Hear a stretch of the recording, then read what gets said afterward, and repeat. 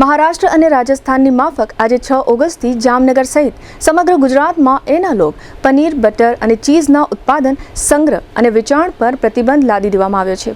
રાજ્યના આરોગ્ય મંત્રી પ્રફુલ પાનશેરિયા દ્વારા આ જાહેરાત કરવામાં આવી છે।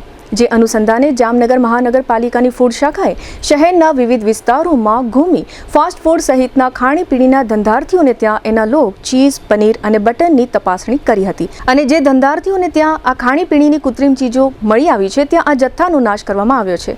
મહાનગરપાલિકાની ફૂડ શાખાના ફૂડ સેફ્ટી ઓફિસર નિલેશ જાસોલિયાના જણાવ્યા પ્રમાણે પંડિત નહેરુ માર્ગ પર આવેલા અંકલ ડોનાલ્ડ પિઝા સહિતના ખાણીપીણીના એકમોને ત્યાં ચેકિંગ કરવામાં આવ્યું હતું અને એનાલોગ ચીઝનો 12.5 કિલો જથ્થો નાશ કરવામાં આવ્યો છે।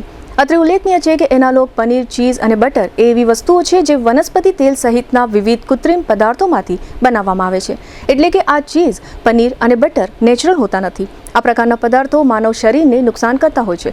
આથી ગુજરાત સરકારે આ એનાલોગ પદાર્થો પર આજે 6 ઓગસ્ટથી પ્રતિબંધ ફરમાવી દીધો છે અને આ પ્રતિબંધનો ભંગ કરનાર ધંધાર્થીને ₹5 લાખ સુધીનો દંડ થઈ શકે છે। આ સમગ્ર કામગીરી અંગે ફૂડ સેફ્ટી ઓફિસર નિલેશ જાસોલિયાએ આપેલી વિગતો પ્રસ્તુત છે। ગુજરાત સરકાર શ્રીના આરોગ્ય મંત્રી શ્રી તેમજ ફૂડ સેફ્ટી કમિશનર શ્રી દ્વારા જે ઓર્ડર રિલીઝ થયો એ અંતર્ગત એનાલોગ ચીઝ, બટર, પનીરનો સંપૂર્ણ પ્રતિબંધ છે। ગુજરાતમાં આજની તારીખે સવારથી જે કાંઈ કન્ઝપ્શન અથવા તો એમાં ઉપયોગમાં આવતું હોય એવું પ્રિમાઇસીસો ખાસ કરીને તકેદારીના ભાગરૂપે ઇન્સ્પેક્શન કરવાની કામગીરી કરવામાં આવેલ છે। આમાં 14-15 પેઢી અત્યાર સુધીમાં અમે ઇન્સ્પેક્શન કરી, એમાંથી એક પેઢીમાંથી એનાલોગ 12.5 કિલો મળી આવ્યો, એનું સ્થળ ઉપર ડિસ્ટ્રક્શન કરી એને કડક સૂચનાઓ આપવામાં આવી। તેમજ આ કામગીરી ચીઝ, બટર અને પનીર એનાલોગ અંતર્ગત અમારી ડ્રાઈવ ચાલુ રહેશે જ્યાં સુધી સંપૂર્ણ પ્રતિબંધ અમલવારી ન થાય અને લાસ્ટ સ્ટેજ સુધી કન્ઝપ્શન ન થાય એવા અમારા સતત પ્રયાસો રહેશે। એનાલોગ ચીઝ, બટર અને પનીર છે ખાસ કરીને